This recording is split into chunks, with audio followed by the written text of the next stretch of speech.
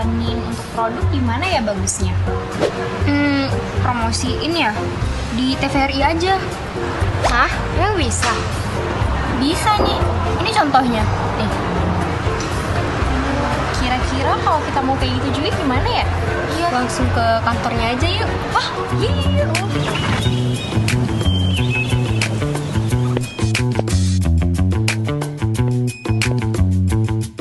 Kalau mau beriklan di TVRI Aceh gimana ya caranya?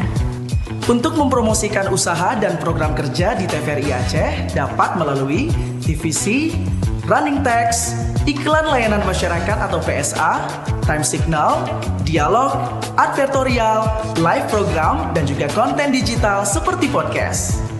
Dengan jangkauan yang lebih luas, kini TVRI Aceh dapat disaksikan melalui satelit Telkom 4, TV terestrial melalui siaran digital, platform digital, serta media sosial.